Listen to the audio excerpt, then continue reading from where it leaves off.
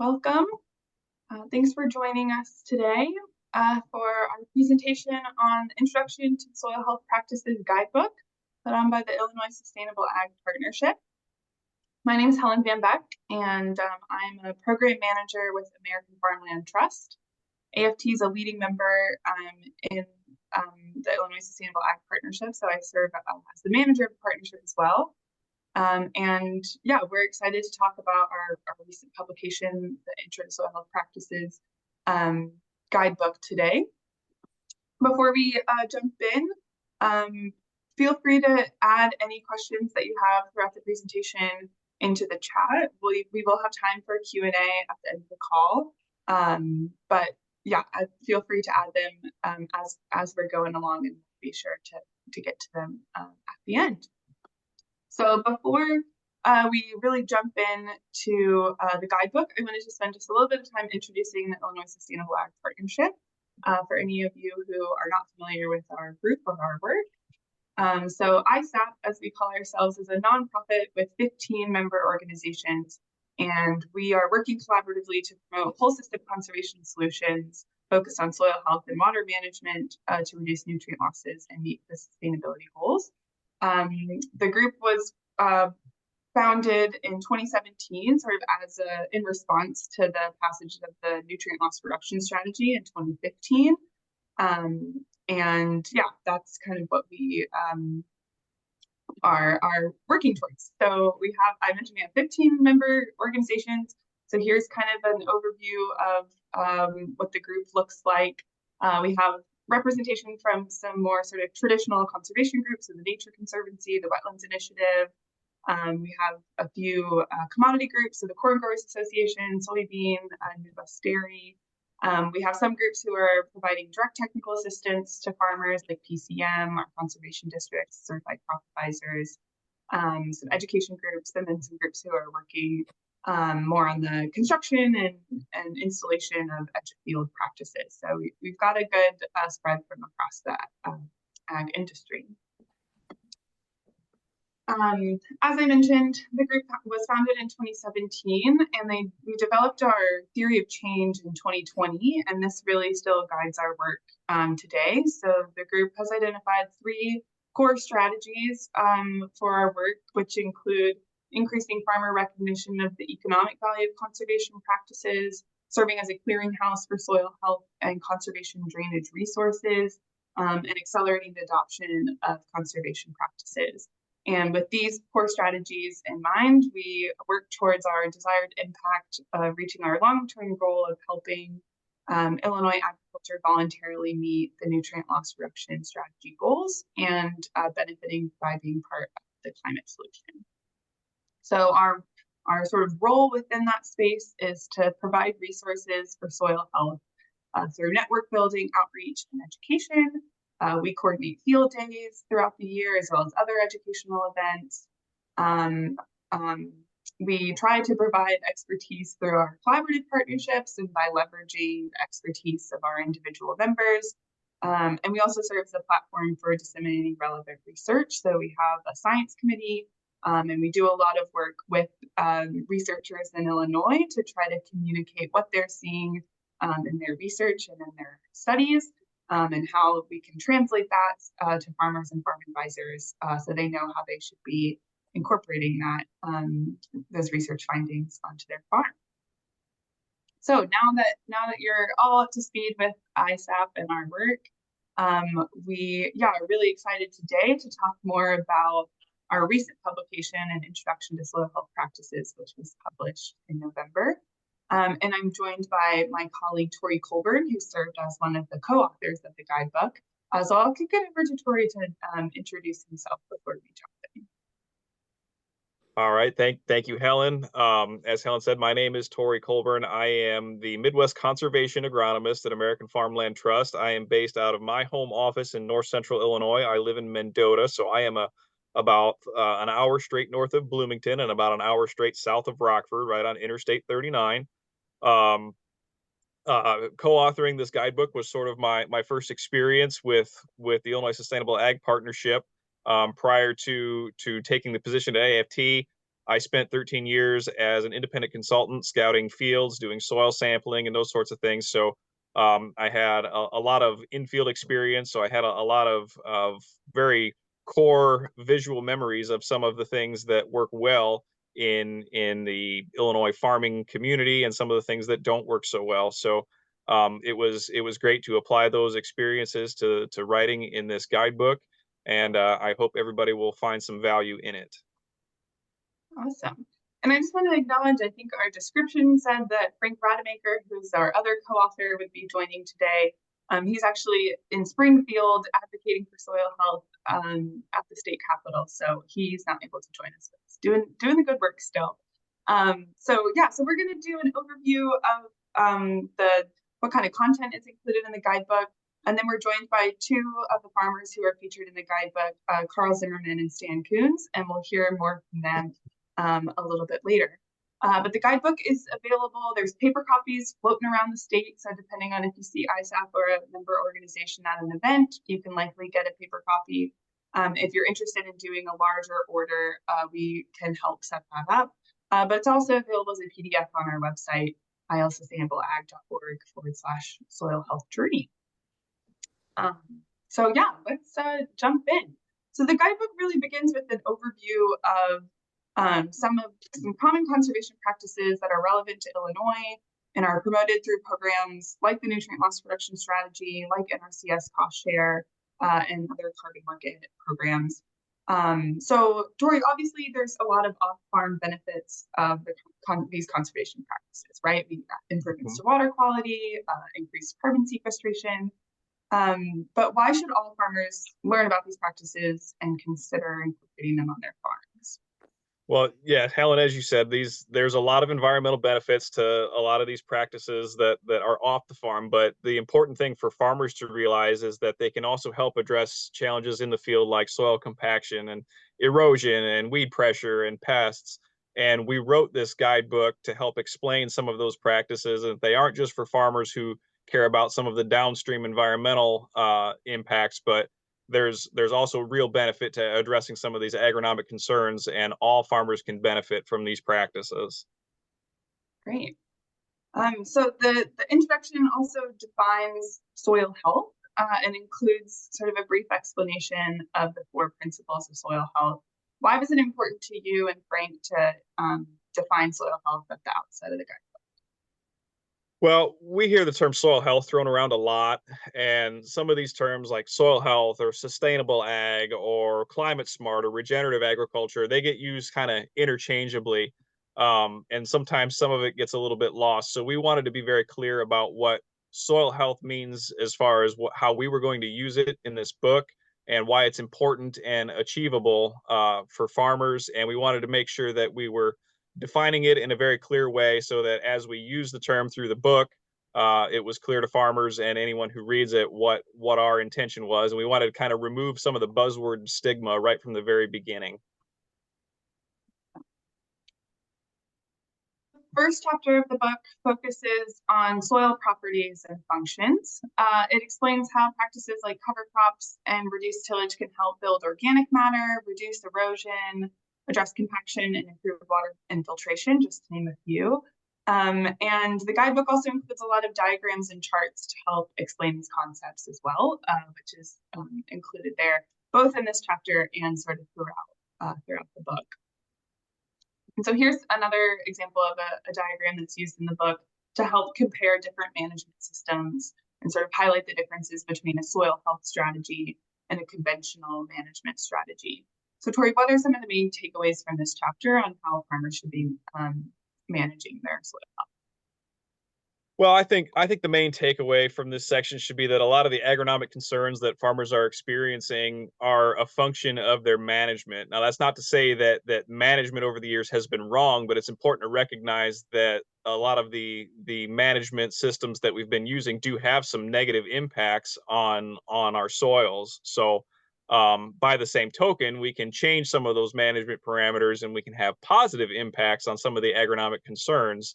And the nice thing about bringing a good soil health management system to the farm is that a robust system that utilizes these tools like cover crops and reducing tillage are good for addressing a lot of those agronomic concerns and arguably all of them. So it's just important to realize that some of what is mentioned in this guidebook isn't just specific to addressing one particular concern. Many of these practices have multiple applications. Great. So speaking of multiple applications, the second chapter of the guidebook really focuses on weed suppression and pest management.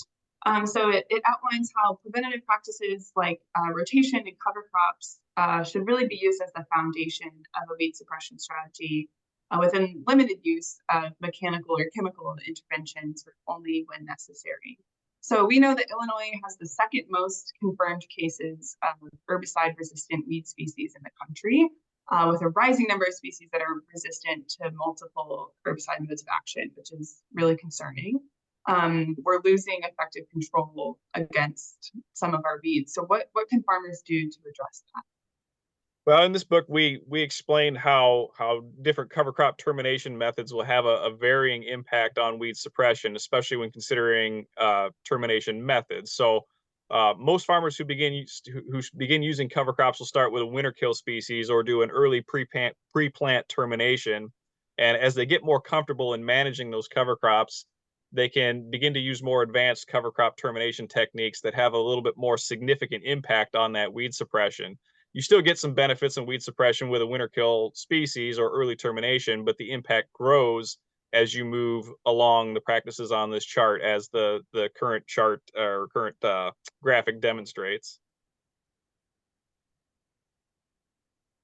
Great.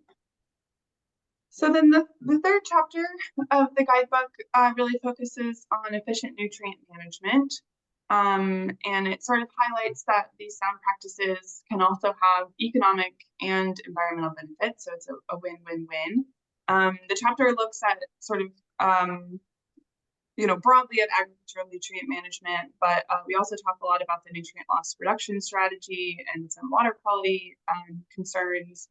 And then there's a focus on 4R nutrient management principles. So Torey, can you talk a little bit about what farmers can do to make sure that they're getting the most out of their nutrient application? Sure. Well, in my opinion, the first thing farmers should do is understand the context of their yield environment and don't get in the mindset of trying to maximize yield all the time. There is no one right nutrient management prescription for everyone. So in this guidebook, we emphasize the need to use the 4 R's of nutrient stewardship: the right source, the right rate, the right time, the right place. Exactly what that looks like will vary from soil to soil and from crop to crop.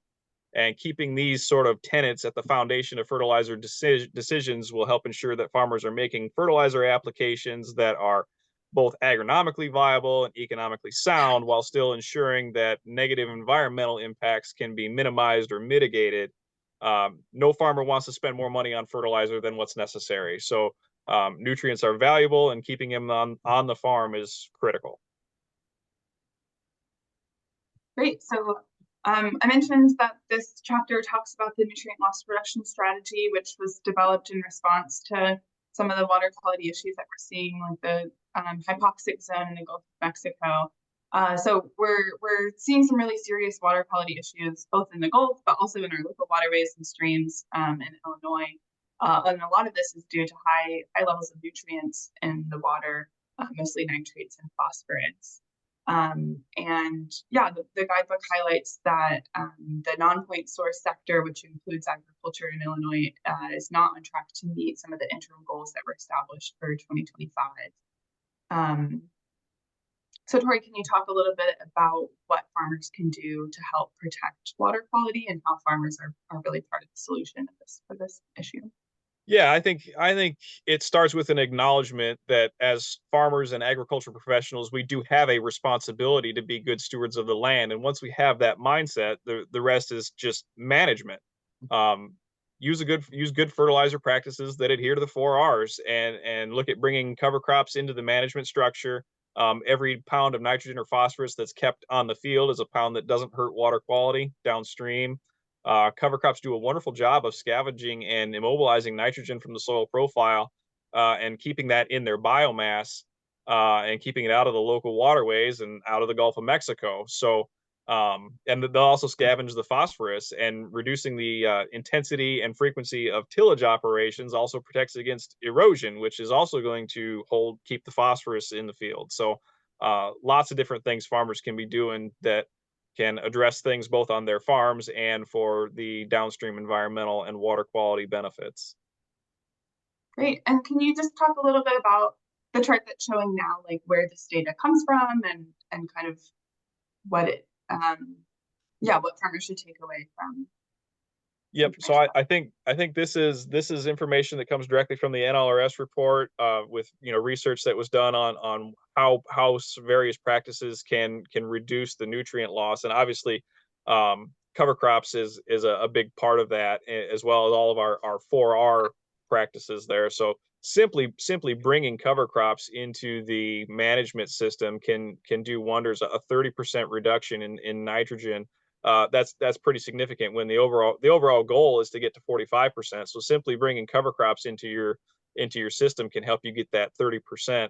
Uh, that's worth taking note of, and I think more farmers should be looking at bringing those cover crops. Many farmers are already doing things about with 4Rs in mind, but bringing cover crops into the system is kind of the next step in my mind. Yeah, that's a good point. I think when you look at some of the NLRS practice adoption, like we're seeing pretty good practice adoption for some of these other practices related to nutrient management. But yeah, cover crops is kind of that next thing that we really need to push towards advancing our goals. And then I'll just show this slide too, that just shows similar information, but for phosphorus reduction. So again, you see high levels for cover crops and also that reduced tillage really shoots up there.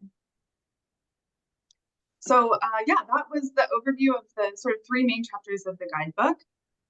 It covers a lot of information, but there's always more information to gather. So we included a list of additional resources at the end of the guidebook for farmers or readers who are interested in digging deeper into any specific topic, or getting connected with a local expert. So there's links to networks and Google service providers the back. And then also throughout the guidebook, there's a feature that we called Beneath the Surface. So there were some topics that we wanted to just dive a little bit deeper into and provide a little bit more beyond kind of the introduction to those practices or those issues. So those are kind of highlighted, and many of those also link to additional information too. So look out for that as you're reading through the guidebook. And then finally, the guidebook also highlights the stories of 6 farmers across Illinois who are finding success with these practices. And they have sort of blurbs are included throughout the guidebook, sort of as we talk about a specific issue like erosion, then we hear how farmers in the state are using these practices and how they're actually working on the farm. And we're also in the process of writing up full profile articles for all 6 of the farmers and getting those posted to our website.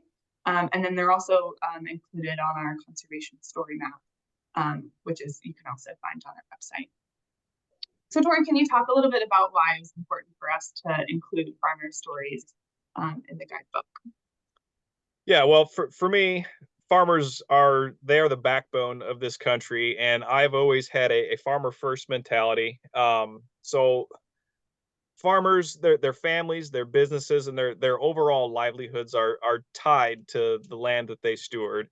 And all of these things that we discuss in this guidebook have a solid scientific backing, but to be honest, farmers learn best from other farmers, and all the scientific backing in the world doesn't quite have the same impact as actually seeing and hearing about it from farmers who are actually implementing these things into their management and doing so successfully.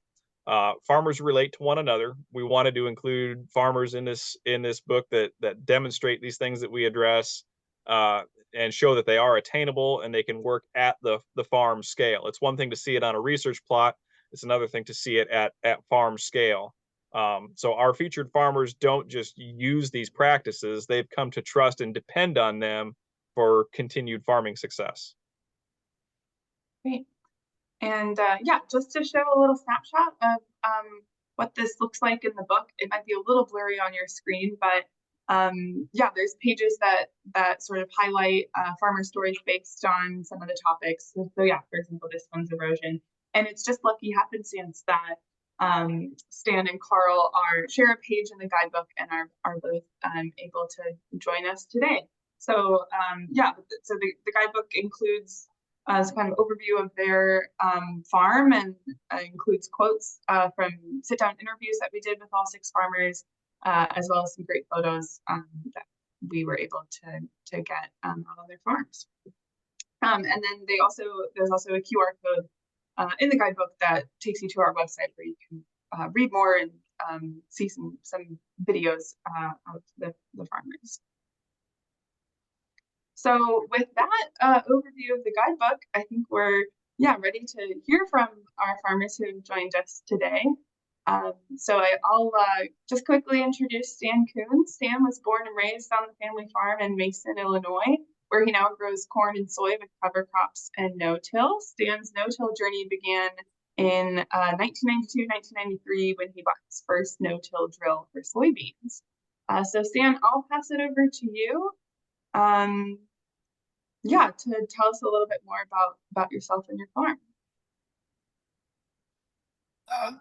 Hi, I'm Stanley Coons, and I farm with my 2 brothers and a couple of nephews and my son for corn and beans, like she said. And in '94, we started no-tilling corn. Started doing cover crops about 10 years ago because I got about 250 acres of terraces that I was having a hard time keeping together, and so I wanted to put something on them to keep them from washing out, and that's where I started at. And then I started looking at other fields that had a high amount of surface drainage, and tried to be intentional where I was putting cover crops, to stop erosion, to hold the soil in place. And that was before we, really was going down this soil health path. We really, it was about erosion. And, as we've done this over the last 10 years, we've learned so much more about the soil health and the interaction of plant roots and soil.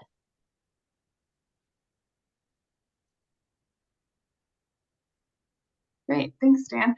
And I should have known Stan's got a cold this morning, so his he said his throat is his voice is a little off today. But thanks so much, Stan, for being here and for joining us. And yeah, Carl, I can pass it over to you to do an intro. Carl was raised on his family farm near Irville, Illinois, which was the first in the area to have a no-till soybean drill in 1984. And Carl now uses cover crops and no-till on all of his 1,500 acres that he farms. So thanks for being here, Carl. Thanks for having me. Good morning, everybody. Like Helen said, I'm Carl Zimmerman, located just east of where Torey lives at. Torey was, in fact, my agronomist for a couple of years through the local co-op. Our farm is 1,500 acres in north central Illinois, or north central LaSalle County.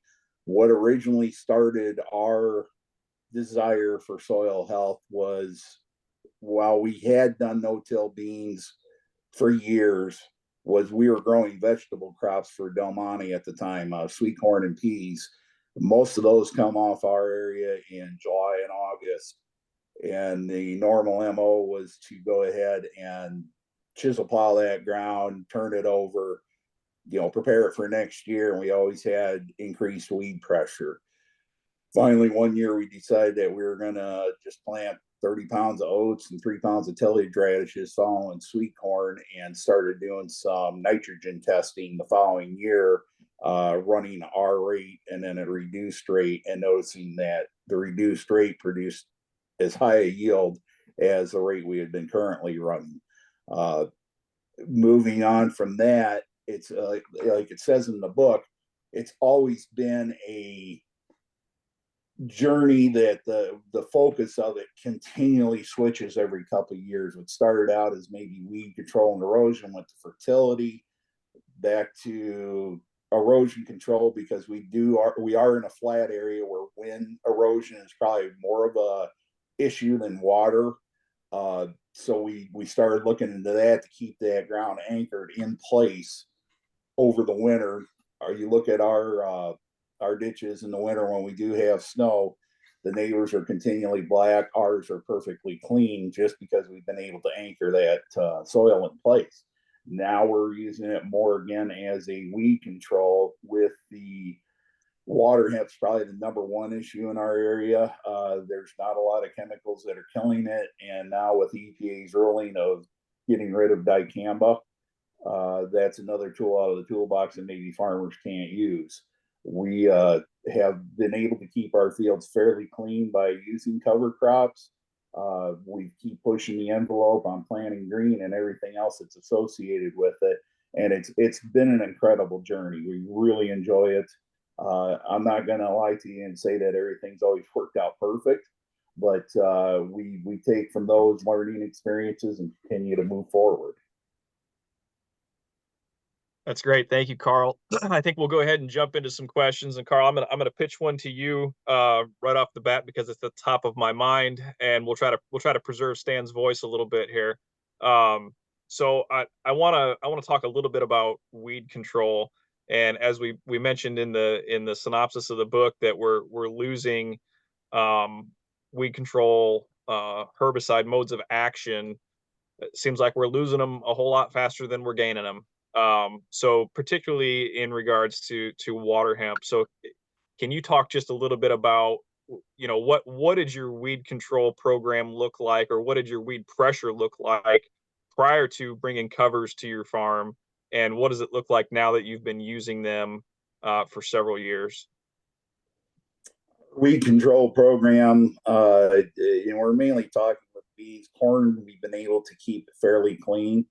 But before, we always had issues with either, in certain years, nightshade, any of the ragweeds. And we usually did a fairly good job of cleaning it up, not disturbing the soil with full tillage. So our weed bank is always right at the surface. It's not mixed into the soil profile. The problem is where we're seeing increase in weed pressure is due to runoff from other farms in our lower ponding areas, or possibly, maybe in a corner where we don't have the sprayer fully charged when we leave that corner, when we back into it. And on our farm, our number one concern is water hemp. Our pressure compared to the neighbors is significantly lower by utilizing cereal rye, maybe mixing something else into it. And at the same time, since we have also applied cover crops to our standing beans ahead of corn next year, mainly with winter kill species, we're taking away any production of those weed banks in a late fall situation where maybe the temperature is warmer and we get a rain and we get that good germination of some weed seeds taken off. We've effectively cleaned it up on both ends of the spectrum. So our normal herbicide program up until 3 years ago was to spray Roundup with a residual into the rye. We started planting green the second year we started using cereal rye. We did 40 acres. We learned a lot that year. I let it go too long before I terminated it, and did affect the yield somewhat. Now we're totally comfortable planting green. So every year our main goal is to plant 100% of our soybean acres with rye anywhere from 6 to 12 inches tall, due to, like a year like this year where the rye is actually starting to grow early. We think we can hit that 12-inch, or we'll let it go as long as we can. If we have adequate moisture, we're using that in replace of a residual a lot of times. The last 2 years, with the drought conditions we've had, we've gone in and applied Roundup only. We have left the residual off, opting to maybe spray that at a later date to effectively stretch that residual farther into the season, because the water hemp keeps coming, clear into September. But last year, our program was strictly Roundup, 32 ounces of Ag Saver 54. And then we came back right before R1 with Liberty sprayed. We didn't have a tremendous amount of weed pressure, but we knew there were pockets out there that were going to develop. and we killed them early. And for, I'd say 99% of the acres, they were the cleanest fields we've ever had. Excellent, excellent. No, it comes down to management, and you and I have had some lengthy discussions about how to properly manage some of those things. It's good to get some of that aired out to an audience like this. So, I have a question now for Stan. Stan, you had mentioned that you first used covers for erosion, and I wonder if you could expand on that, and how have you seen the covers helping hold that soil in place? And I know you also are in an area where you don't have any drain tile. I don't know if you just speak to how you're using covers. I don't want to say like drain tile, but have you seen the covers help with improving your water holding, your water infiltration? I wonder if you could just speak to that a little bit. Yeah, I'm located south of Interstate 70, so most of our drainage is surface drainage. Excuse me.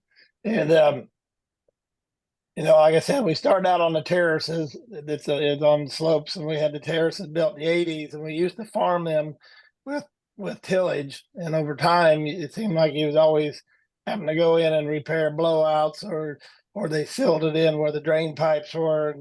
And so then we went to no-till, and no-till definitely did a better job. But over the time, even then, when you got large amounts of rain, you still had issues. And so we started doing cover crops on them, and we've been, it's really made a difference as far as maintenance and repair on them terraces. They hold together a lot better. That you just don't have the washouts. You don't have the silting in the basins, and that's worth something in itself.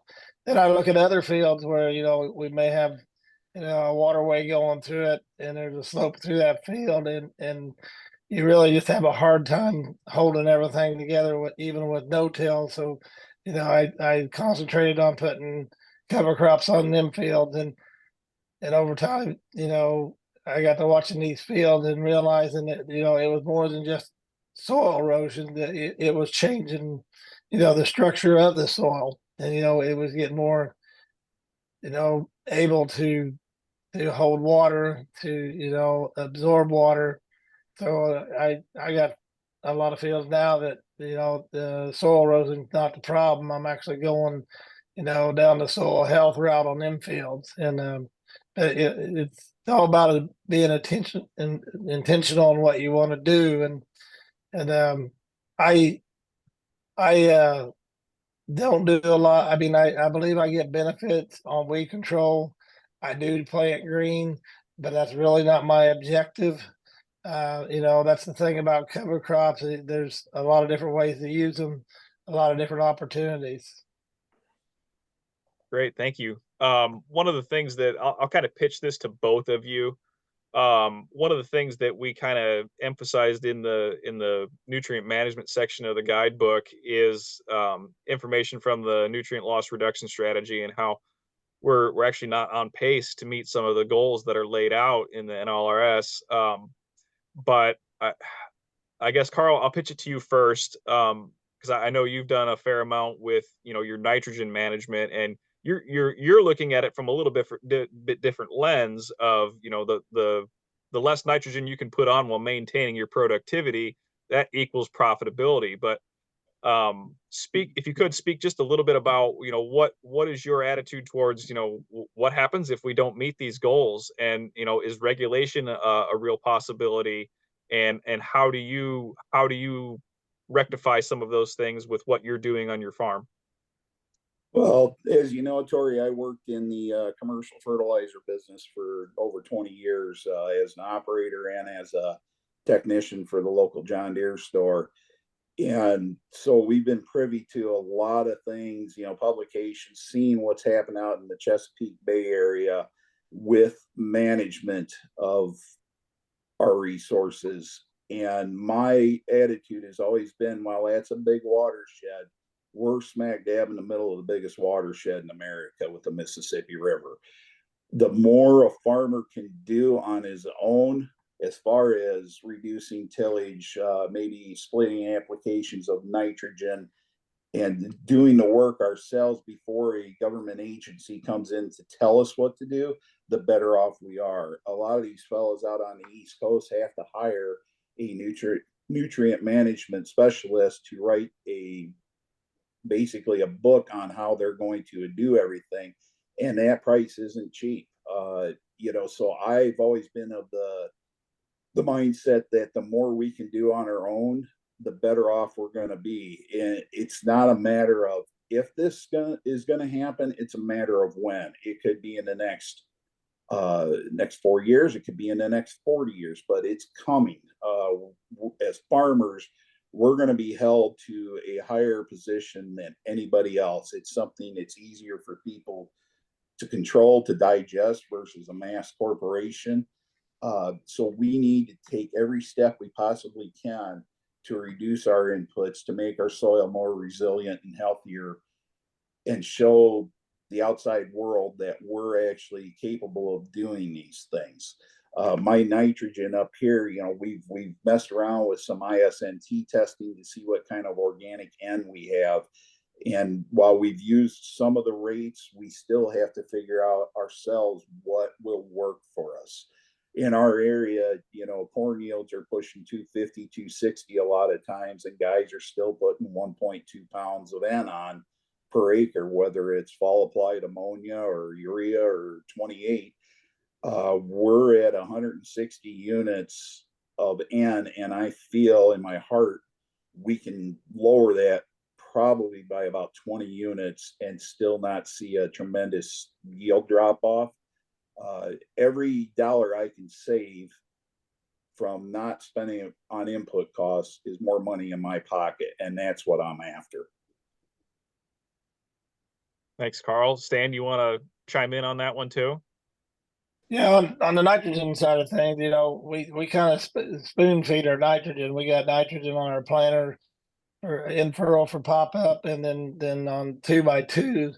Then we come in, I think it's probably stage 5 and run either anhydrous or 28% side dress, and then depending on the year and the potential of the crop, we'll come in with a late season application with Y drops and put on extra nitrogen, sulfur, whatever we think the plant needs. So we're constantly putting, a small load of nitrogen out there through the season instead of giving it one big shot and taking a chance of losing it all. Carl talked about where he's at. We do the NRAC trial on our farm for the last 3 or 4 years, and we usually fall somewhere between 1 to 8/10 a pound per bushel is our optimum rate on nitrogen. All right, thank you. I want to turn to a couple of questions from the audience now. Tracy says she loves the lifelong experience these farmers have, and wondering if with more plant matter and building in the soil, what changes in soil structure have you observed, if any? And I guess Carl, I'll pitch that to you first. The soil structure issue is really something to behold. We noticed it in year 3.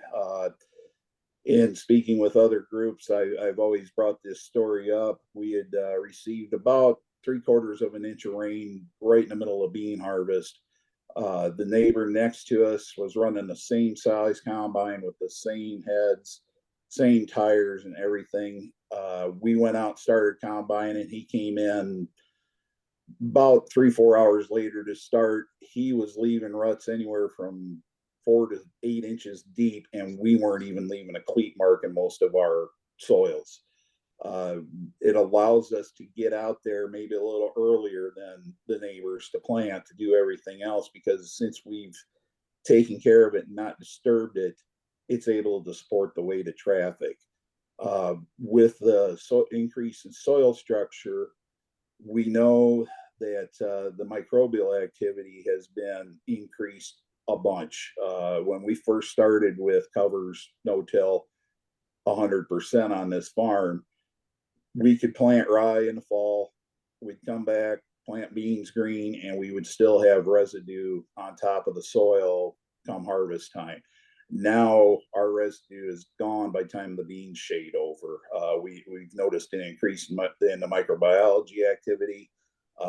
We've never had a problem with closing the slot behind a planter because of it.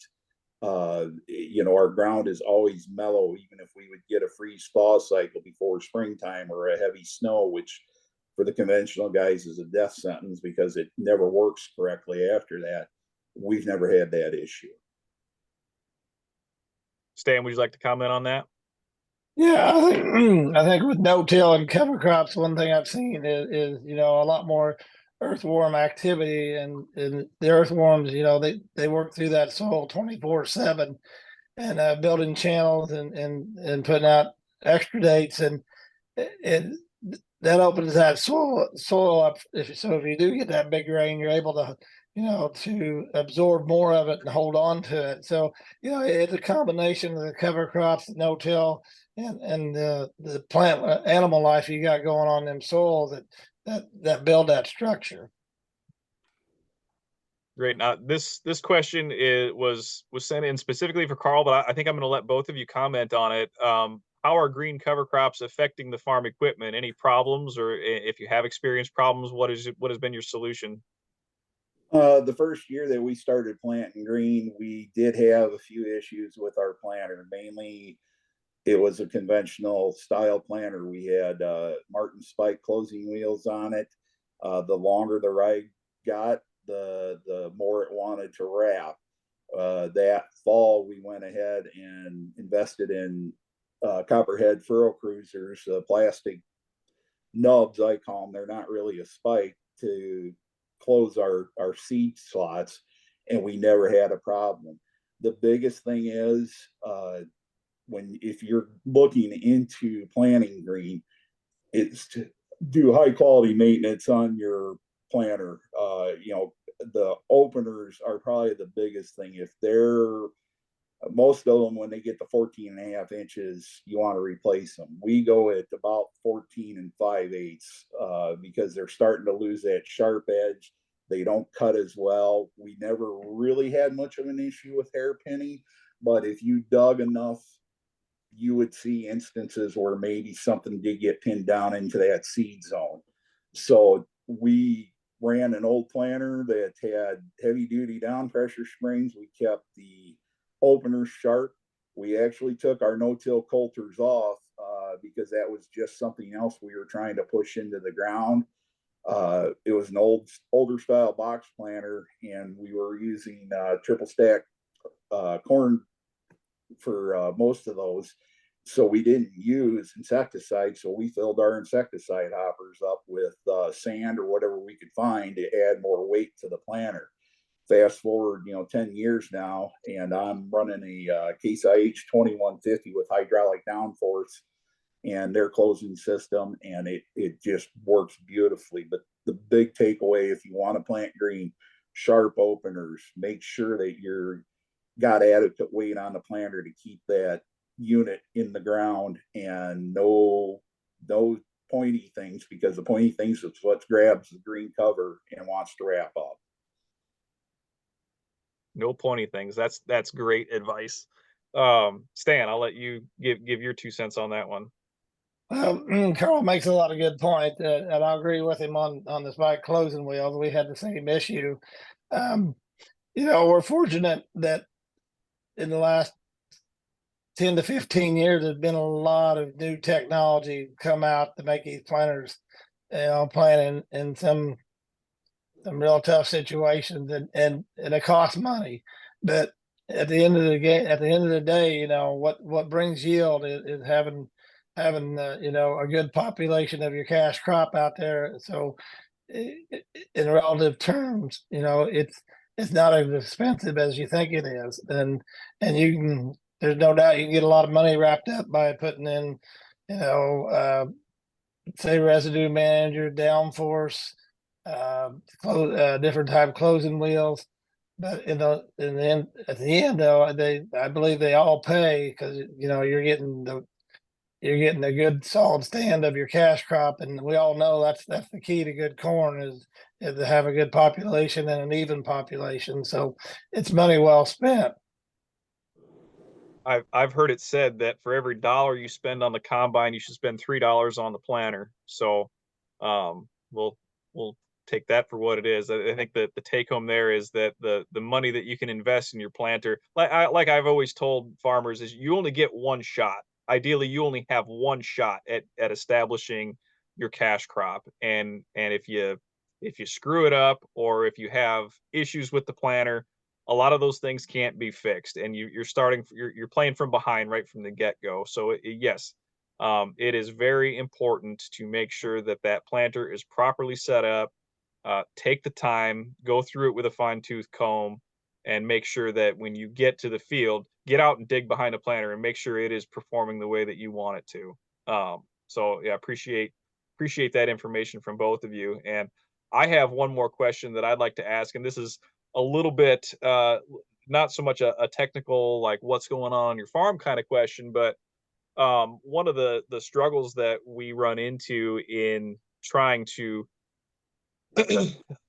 advance cover crop adoption and no-till adoption and better nutrient management is some of the stigma that is attached to some of it. So as I mentioned earlier about some of the buzzwords that get thrown around with stuff like this: soil health, regenerative agriculture. And so I just wondered if you could both just give a quick comment on how do you deal with some of the social pressures from that? Do you have pressures from your neighbors, from families? Is there any sort of I guess what's your strategy for dealing with that? Do you just tune it out, not pay any attention to it, or do you engage some of the, I don't know, call them naysayers? Do you have conversations with them?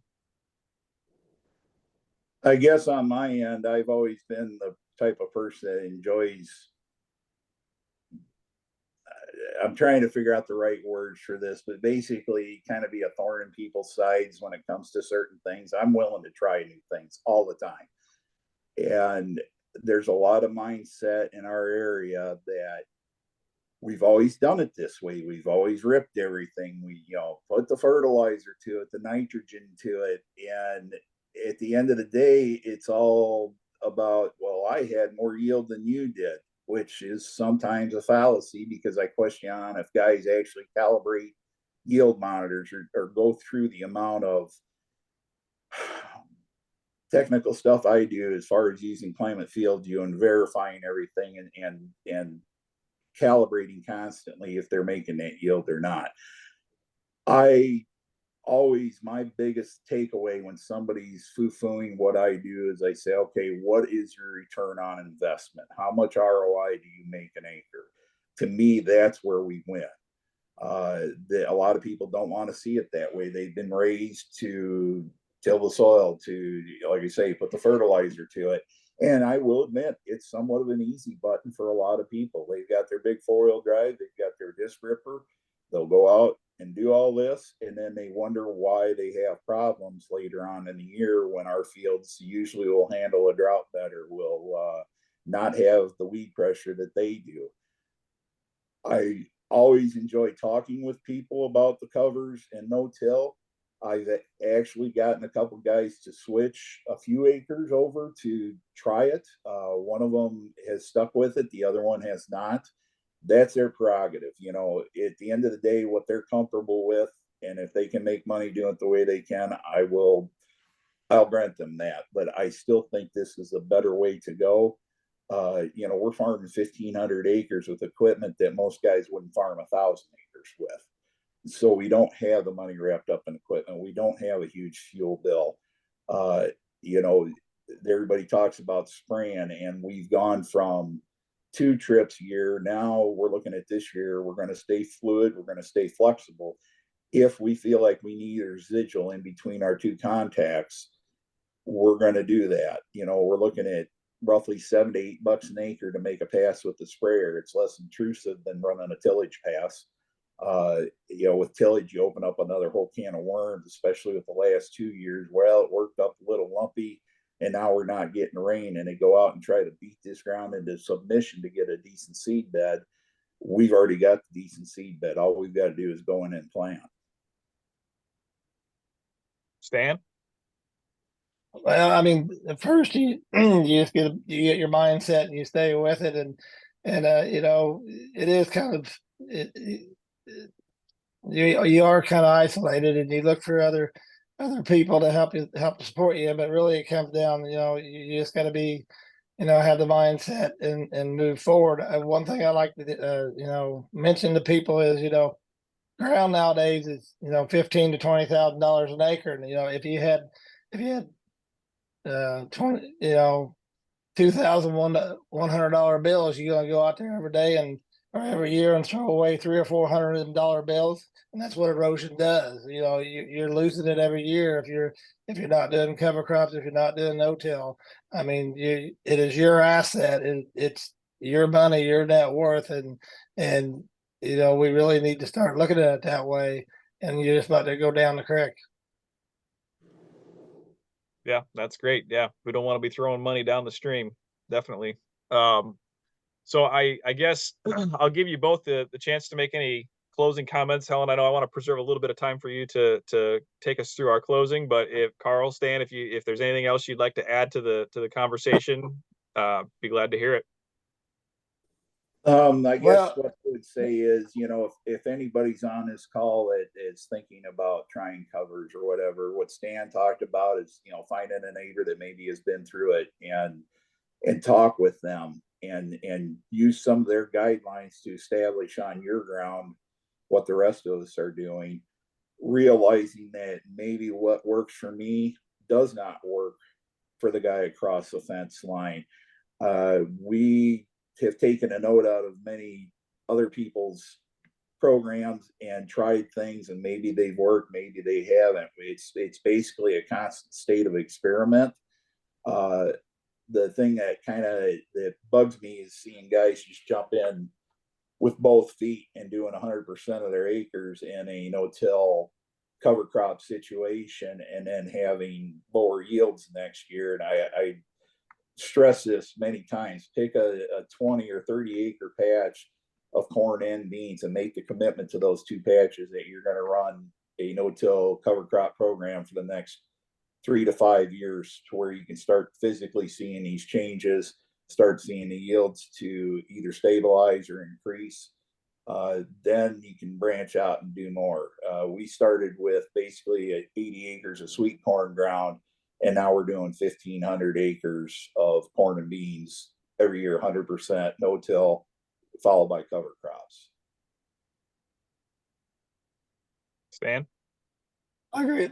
I agree with Carl. I mean, it is easier today than it was 15 years ago because they have access to people like you that can help them put together a plan. And when you're looking at that plan, being intentional about the acres you want to put it on, you have that 140 or that 180 that, is just, it's always a tough scenario, and reach out to, people in this program to help you guide your way through it, and do it for a couple of years and get a little bit of experience under your belt, get a little bit of comfort with it, and then move forward from there.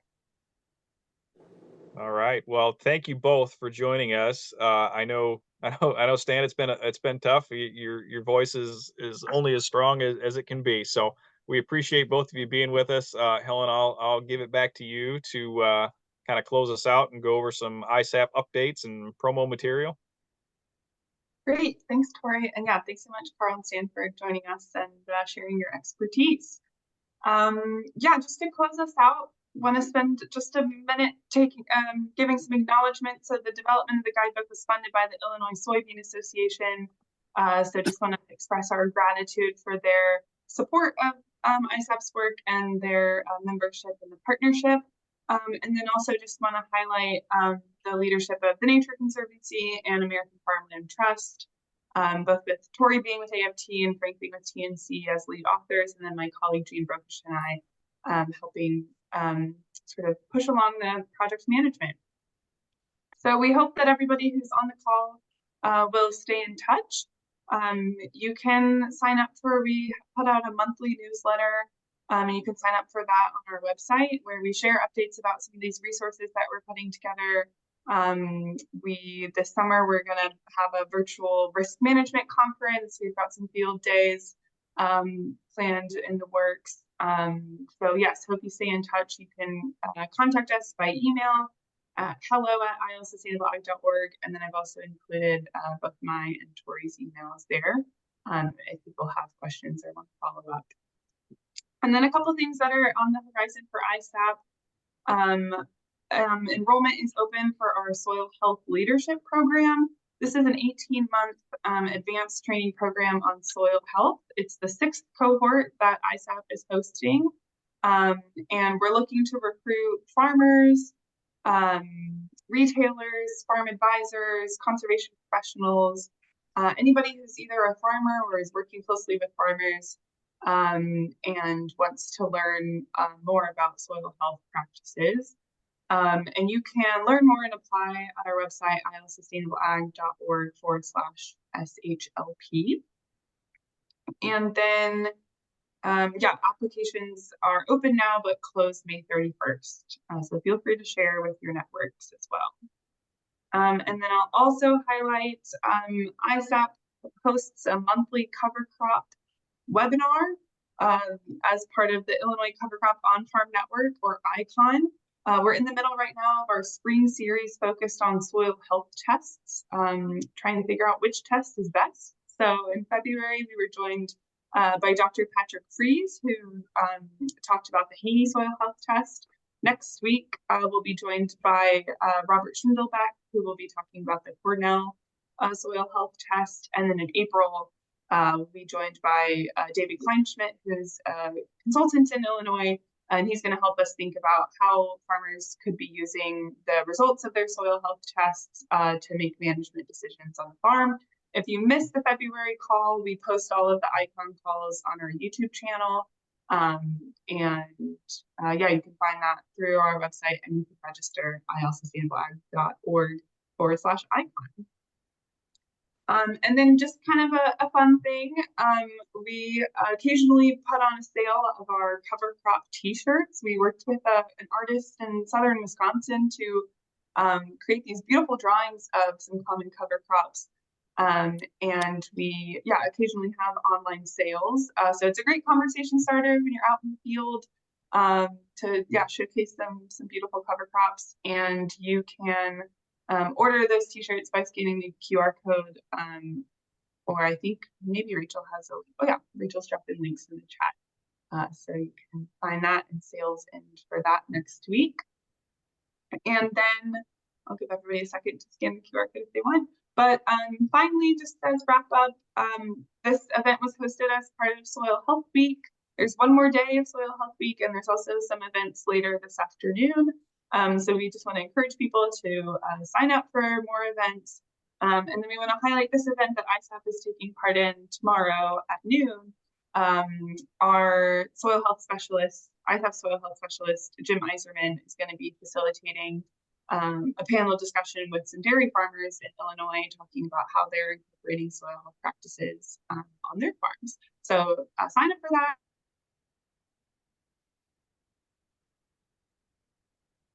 Cool. Helen, did we lose you? So we'll plan to send you a link and post it on YouTube as well. So thanks so much. Hope you have a good day. Happy Soil Health Week. Thanks, everybody.